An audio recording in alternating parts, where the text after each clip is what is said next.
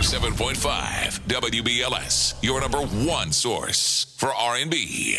I've always thought to ask you, if Johnny was too busy, who do you think would have worked in New Edition? Oh, man, that's a good question. Yeah, that is a good question. You gotta Who would you have put in New Edition? What was happening around that time? Your whole question game got us off. Listen, I'm trying to tell you, my brothers, y'all have to come in here prepared. Right, You know the thing about it is, Who? we didn't think about it. Because it was before brought to you. Right. We didn't think about it before we met Johnny. Right. To be honest with you. Right. You were just going to... We were just hanging out. And Yeah, and when you see the movie, you'll Right, understand, we'll understand. Yeah, we the didn't why and the how. Well, I saw it in and the all promo, Yeah. which brought it back to mind, actually, when he came and told you that Johnny was joining you all. I think you all had resigned to the fact that you were going to just be without a fifth member, that. right? Yeah, we knew. Oh, it's Ralph that didn't Ralph know. that didn't know. what? Yeah. Mm-hmm. Yeah, we showed up to the studio in Minneapolis, Minnesota with Jimmy Jam and Terry Lewis to start working on the Heartbreak album. Right. And that was the first time that Ralph Tresvant was He didn't go aware. that first trip. Right. They just did it like that in the movie. Yeah, Right. He didn't go the first trip. right. And the sensitive one, see?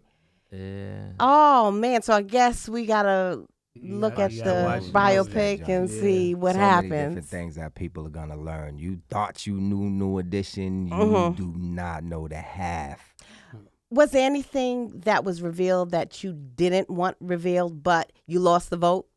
Nah, because we pretty much what we did was we each individually met with the writer, told our stories. We just kind of laid it all out. We probably told him more than what you're actually seeing in the movie. Mhm. You know, we just Well, couldn't fit it all. I in. just got one vote for a Golden Globe, and it's going to Elijah Kelly. Really? Now, that was going to be my next question. What impressed you the most about, like, what was uncanny that you saw yourself being portrayed and you just said, man, he just hit it right on the head. He got it. I'll answer about what I didn't see in my character and what I saw in Ricky's character. We was watching some of the footage in Jesse's office, and I didn't even know this scene got filmed. And it just takes you. Yeah. You know I'm the best at curving, baby. It takes you there, and it made me feel like he opened up so much that he took our movie to a whole nother level because it was so real, and it was it's big to know that you're about to put this on television in the movie, and your best friend is God. Because you're going to have so many opinions and thoughts. But to have a shield and the mentality to say, this is who I am and this is how I wake up and how I deal with myself, you know, I'm allowing you to see where I've been. It's so far away from Candy Girl. Wow. And Ronnie, what about the character that played you? Yes, Keith Powers, amazing. Straight out of Compton, Yeah. Dre's younger brother in the joint. He's got a little pedigree. He was the last individual in the group. Ironically, I was the last individual in the first version of New Edition. He jumped in, you know, asked all the questions, you know, hit me late at night to make sure that he understood the swagger and the mentality, because the movie takes place from 1978 with the Littles, we call, you know, that's Young Miles Truett, all the way to 2005 with the Bigs. And so we just had to understand the mentality, you know, 1985, what was my thought process, you know, 1986, you know, when everything came to a head for the most part on the Home Again tour, you know, what was your mentality at the time? I think the hardest thing that he was able to, his hardest challenge was the dancing part, because, you know, people know me for being, quote unquote, the best dancer in the group or what have you. Right. So him coming in after like 2 or 3 weeks of these guys' characters already being in the boot Together, camp, you know, to really get whipped up into shape was a challenge to a certain extent, but he embraced it. And, you know, every character in this movie embodied it, and they just, you know, felt like this was something that they wanted to put the stamp on. You know, it meant a lot to them to make sure. It looks like it did. Yeah, I mean, they this New played the Edition movie heck out goes of down in history. out of you all. Yeah. What about you, Ricky? What do you think with the person who played your character? what do you think they hit right on the head? I was really impressed with Caleb McLaughlin, who's from Stranger Things. He just his insight. I mean, one of the first questions he asked me, because one of the first scenes in the movie is with my family, with my sister. Mm-hmm. And he said, "What is your relationship like with your sister?" And I'm like, "What do you know, like, how do you even All up know in the to business. ask that?" This Yeah. kid is like 13 years old. But I was just amazed with his attention to In detail. depth. Yeah. You know, and how, you know, what he did to research and really get into character. And he really took it on. Like, he watched every video, and we hung out and talked, and he just picked up the whole, you know, the way I move, you know, the lingo and everything. So I was really impressed with that. And with Elijah, he asked me a very hard question. He was like, why do you want to do this? Mm-hmm. And my answer was just simply because I felt like I was just at a time in my life, you know, where I was really ready to open up. I know people have a certain impression of us, you know, as a group and you know, what we go through. So I just kind of want to bring some understanding and some inspiration to anybody out there that, you know, that does look up to us, Right. you know. And I was just impressed at how I was really nervous when we went into the boot camp, when we were doing the rehearsals. We didn't really understand how intricate the choreography was. It's like, because you could kind of do the move, but with us and Brooke Payne, it's like it's so detailed. It's like the fingers. It goes down to the fingers and which way your toes are pointing, and you know, just the whole attitude that you have about it. And I was really nervous because I mean, it took them a while to get that. But, you know, a couple of weeks into it, man, just seeing, I mean, this guy was going on a twisted ankle, man. He had his ankle all braced up and limping through it, man. And they stayed up till 4 or 5 in the morning until they got it. Yeah. And after a while, we didn't have to go down in between takes to make adjustments and here, do it like this. We could just sit back and just watch him and just enjoy it. Why 3 stripes? It's a Boston thing. It's Adidas. Everyone in our city, that's the sneaker of choice. Yeah. And plus, you know, we've been rocking Adidas since like 83, 84. When we was on tour, we would wear sweatsuits at the end of the show, and it's just like it's just embedded in us. See, that's amazing, because I didn't think, my head didn't even go in that direction. I went 3 stripes, meaning that you've earned your stripes Exactly. I was over gonna the say that. years. Wow. It's a And double it was a meaning. It's military thing, right? Exactly. That's where I took it. That's exactly But now what it you is. tell me about Adidas, that's a whole different thing. Yo, it's Yeah. a double meaning, just like, you know, any for life. No addition / New England Patriots. I'm sorry, I know I'm in New York, but yeah, it's a double Now, meaning. I don't know. Are they still in it? Because I don't know anything Oh, about yeah, football. yeah. They still in it? Sunday, yeah. Oh, yeah, we rock Okay, Sunday. good. We gotta All get right. past Pittsburgh. All right. Well, thanks for letting me know. Okay. But also, I wanted you to answer, you know, every now and again when we have an interview, I ask our millennials that you see around here, and they throw in a question in the interview. And what they wanted to know is, what do you think the secret to male groups are? Because they're not any anymore. You know, do you think it was just secret that the 60s, 70s, and 80s only had, or what? I honestly believe that if you, because there's a lot of talent, you know, and having the right combination. And the most challenging thing for any group, whether it's male or female, is to stay together. Is to be able to accept that you don't get your way all the time.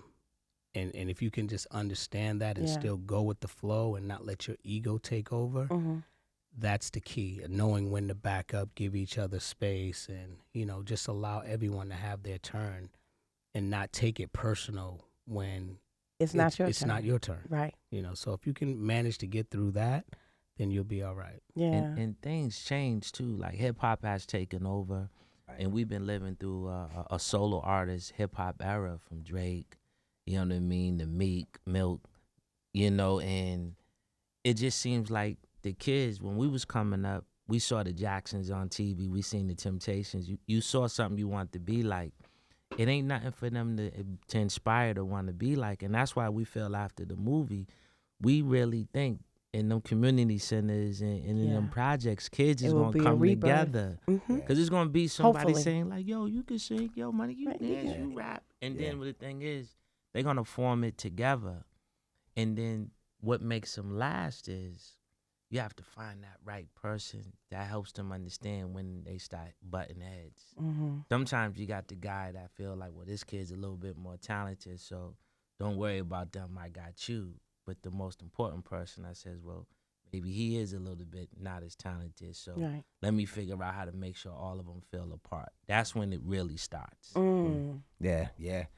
It seems like, on top of that too, it's a financial thing. When we came up, it was in an era where record labels were making gobs of money, and now they're not making as much. So it's like you got a group of 5 individuals and they're looking at economics. How do we move 5 people around, flights, hotels, and all of the above, when we're not making as much money with streaming and all of these downloads and different things that are going on. So they're like, okay, how do we pick the best one out of the crew and just prop them up? Because you have so many outlets now, and you're not making as much. Yet, back then, y'all got a check for what, $1.32? Yeah. When y'all came back off tour? Yeah, we had to pay our dues. That's what they would say to us all the time. We're not going to give you nothing. You guys have to earn it. You know who had the great deal? Who? The Death Row had a great deal. Yeah. They got direct connect, and Puff Daddy got a great deal. And cats when like Clive Master gave P. him $50 million Right. in his tapes. Those are great deals. And Master P was actually, he gave you the vision of making your music and controlling it independently. And he not only went for music, he really ushered us into that VHS direct movie thing. Yeah. So it's so many other people that people don't really talk about that lays those bricks for us. But I was gonna say on top of that, on the groups, and I don't really like the cross lines in between white and black, but our culture moves so fast, we don't really cherish what's going on. And if someone takes a break to make a record, then sometimes the culture feels like you fell off. Right. So when we're over there bringing someone down, Disney is over there building someone new. That's right. And then they're borrowing our choreographer.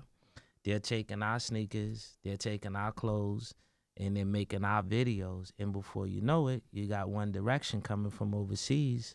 And we still don't have none. Because I got 3 daughters, 9, 8, and 4. And I personally haven't taken my daughter to see a little Ralph Tresman or Bobby Brown or Ricky Bell, Ronnie DeVoe, not one time. Yeah. Because I don't know where to go for our culture.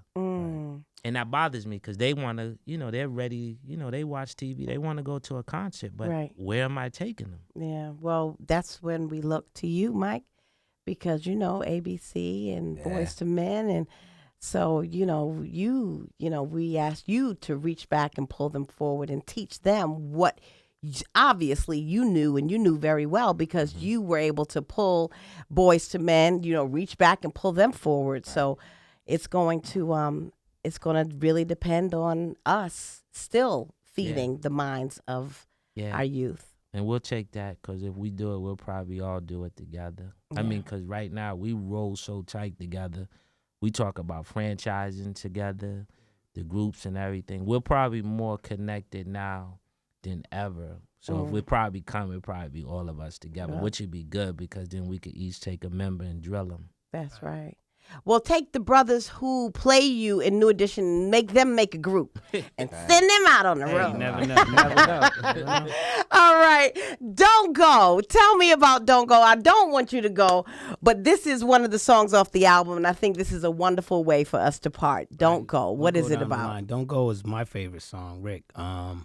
It's everything that you love about BBD and how we incorporate the rap and the singing, the melodies, and it's, I would say, man, since Poison, this is like, it's performance-wise, it's one of our best performances on the song. Catchy melody, sexy groove, it's got a great pocket. You love it the first time you hear it. Yeah, well, this is Produced the first by time I'm Battle hear Cat. it, and I'm no doubt I'm going to love it. Yeah. Please continue to be a prime example of excellence, knowing no boundaries. Thank you so much for stopping by and having fun with us. Thank you for And having us. congratulations once again on the star. Order that 3 Stripes right now. Make sure you pick up the album January 27th. The album is 3 Stripes, BBD. Studio's packed too, boy. Fans are everywhere.